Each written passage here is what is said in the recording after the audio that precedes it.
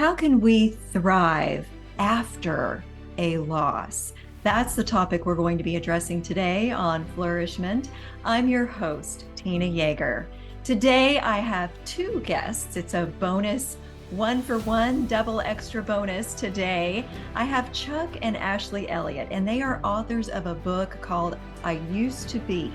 And they are content creators who partnered with places like YouVersion, Right Now Media, and other international organizations to equip people to build spiritual and relational success. Chuck, as a pastor, and Ashley, as a counselor, have devoted their lives to help people fight negativity and leave a legacy. Ashley and Chuck, I am so delighted to have you on Flourish-Meant today. Welcome to the show. Yeah, thanks for having us, Tina. We're looking forward to this.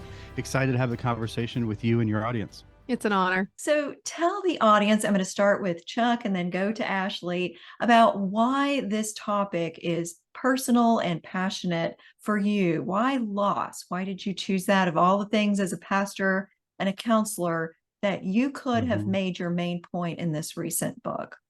Yeah. Ashley and I have been working with couples and individuals for a long time, talking about relationships. That's been something that we've done for years, most all of our marriage. But in 2015, 16, and 17, we experienced miscarriage. And during that time, we really saw how grief impacts so many parts of our lives. And it started there, but then we really saw how grief presents itself for different people in different ways. So it could be the loss of a loved one, it could be the loss of a job, or part of our relationship also has a break in trust, and you can grieve the loss of trust in a relationship. And we saw how can we go there where it's difficult, but also help coach people the way that we've coached ourselves and coached other individuals. And that's really what spurred on the content of the book. And for me, whenever I've gone through different types of losses, but especially when we went through miscarriage, I felt stuck in a way I had never felt before. And so I really felt stuck at work. I felt stuck in my marriage. I felt stuck as a mom. I just felt so many things were different, even though we were just dealing with this child that we had lost. It went into every area of our life. And so we started seeing this theme, especially for myself as a counselor, where people face loss and it affects every area of their life. So not only are they, carrying this baggage on their back and trying to do the normal life, they just feel kind of off their game, kind of offset more than ever in all of the areas. And so for me, I wanted to work through that so that I could be the woman that God called me to be. But I also saw that other people were facing similar things, which encouraged me that I wasn't alone and totally crazy. But then I felt like having a roadmap to kind of help people know it's okay to give yourself permission to grieve and to just do some of these simple things that whenever we're trying to hustle through kind of keeps us stuck. We're like, no, don't even look at it. Don't look at it. It's better to deny, when in reality, denying actually can cause our backpack to get a little more full of the baggage that we're trying to carry whenever we go into all of our lives at work and home, all of those things. I love that you're targeting the issue of denial. And another thing I would say is probably a big issue for people who experience shame and loss when they're stuck is the shaming that we do on ourselves when we're stuck. We shame ourselves, and you are experts. You're the pastor, you're the counselor, and yet you also felt stuck. How did you press through the issues of knowing I'm supposed to be the expert, and yet? You want to address that first, Ashley, and talk about how people feel stuck and even the experts can get in that place of being stuck when they're experiencing loss. Yeah, I've always been the type of person that feels like we're a lot more the same than we are different. So I think that helped me just as a person in general, that I don't typically see myself like I'm the one that has all the answers and I'm just going to show them to you. But I do feel like there becomes this barrier to sharing sometimes. Like, I'm the pastor, I'm the ministry leader, I'm the counselor. I don't tell you my problems, I listen to yours. And so I felt like it was helpful for me to give myself permission to share, because I realized I had established this role where I just didn't talk about my own struggles all that much. And it became this place where people just didn't ask me because I was asking them, and they filled the hour or they filled the time slot. And so I had to assert myself a little bit more. And I don't talk a lot about that in the book, but that is something that I began to say, like, I have value and I can share even with my family and friends. And even maybe they care more than I think that they do, just because I haven't shared. And so that's a little bit about me, but I do think that it's important to know, everyone does go through hard times. They look a little different. Some are, a large loss, and some are small, and some people handle a large loss better than others. And so I think there's some things to it, some practical things we can do, especially leaning into the Lord, but there are some just personality differences. And so just giving ourselves permission to be us and not to compare ourselves and say, I have to be at this place in 6 months, or I have to be better. I think that shaming, I think, is a big thing. Like you said, that we end up getting down on ourselves and expect too much from ourselves. And it's okay to just say, I'm going to let those things go and just accept myself and what I bring to the table. When you realize that you're also modeling what the behavior needs to be, and you're trying to do a good job of that. So if I just say, okay, as a ministry leader, I should look like I have it all together, I don't think it's a good model to teach people that they need to look like they have it all together, regardless of what your position is, because nobody has it all together. Nobody has it all figured out. And I think there's this tendency to wait until it's been a decent amount of time after you're going through something hard to share about it. And I think that we stretch that out a little bit too long. I'm not telling you that you need to share every single piece of drama that's going on in your life in the middle of it, but I'm saying waiting until you think you have it figured out enough that it makes a good talk or a good story maybe isn't the best way to handle things for yourself. And I think that through this process, seeing how I need to talk to people in the middle of the hard time, not just after the hard time is over, because it sounds better that way. And Ashley and I, we try to be as transparent as possible, but that doesn't mean it's always easy. And you worry, am I putting myself out there too much? Is it going to make people not value me? Well, something that we found out is no one thought we were perfect anyways.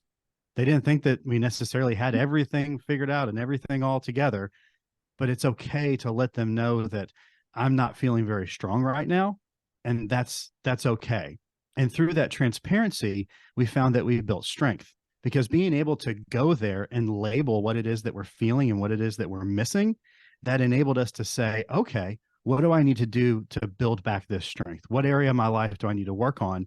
And through that process, it was healing. So diving into your pain actually made you stronger. It's counterintuitive, isn't it? It absolutely is. And especially as a man, and maybe you think stereotypically men don't want to talk about their weaknesses or talk about their feelings. I've found that some of the strongest men that I know have the ability to talk about what it is that they're feeling, identify it, work on it, deal with it, communicate to other people about it, and then you keep going. Same thing for Ashley. I view Ashley as a very strong woman. She's able to go have a conversation about what's going on, and then we keep on moving forward. It doesn't mean we forget about our losses. We forget about who we've become or how things have changed. We recognize that, but we go there for the purpose of going there and dealing with it, not just hiding from it. Hiding from things is a place of weakness. Looking at things is a place of strength. And Ashley, there's another thing. I noticed there's a difference between the way men respond to pain and suffering and issues that they need to address and the way women will respond. Like you said, Chuck, men tend to be reluctant to share with other men unless they have been trained that that's what they're supposed to do and they've had that really well modeled for them. But women will often be able to share a little bit more in their circles, except that women tend to be the nurturers and the burden bearers. So some women will be reluctant to put that burden on someone else because for a different reason, they won't want to share. Would you speak to that, Ashley, how as a counselor, you're used to bearing other people's burdens? Was it hard for you to ask other people to be in your space of grief with you and be the one who's getting help? I think that a lot of us struggle with bringing other people in. And I kind of take it from being a little bit type A, more than just being a woman, that I'm like, no, I got this. I take care of things. I check the boxes. It's like, wait a minute. It's a little harder for me to need people because, especially as a mom, I'm used to being the one that's needed. And so, yeah, I think it can be pretty difficult for people to bring people in.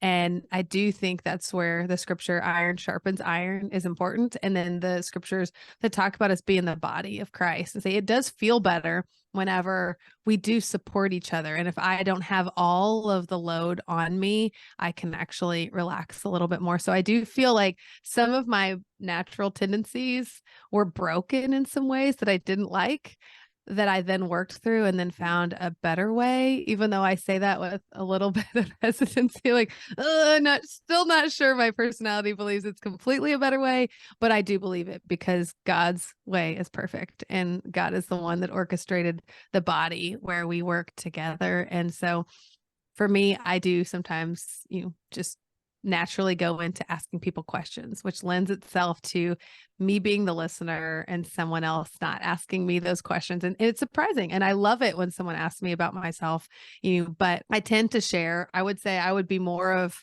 what people say an oversharer than to be reluctant. But I do try to, be vulnerable and let people know, like, no, I'm a counselor, but I'm just like you. I'm a human and I have struggles. I'm a mom and parenting is hard. We often say relationships are hard, marriage is hard.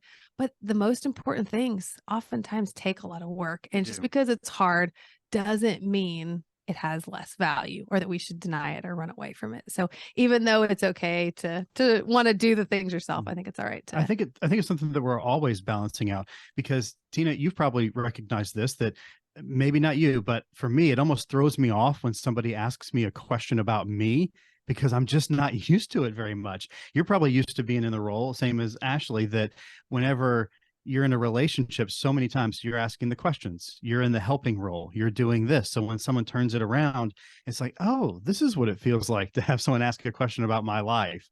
And it's refreshing, but I also see how I'm out of practice in talking about myself or maybe talking about my own issues. In the second half of our conversation, I do want to get into some practical ways that we can handle losses in a healthy way. But for now, can you, Chuck and Ashley, share how the audience can stay connected with you and all the resources and services and media and books that you have to offer?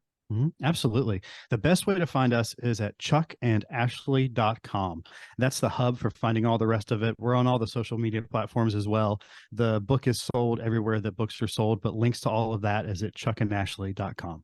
Well, thank you so much for sharing on Flourish-Meant today, Chuck and Ashley. I can't wait for the audience members to connect with you and get a copy of I Used to Be, and check out your website for all of your wonderful coaching and counseling services. I'm sure that those will be valuable to anybody that needs them. And of course, I hope that all of you listening and watching will hit subscribe and come back for the next episode of Flourish-Meant.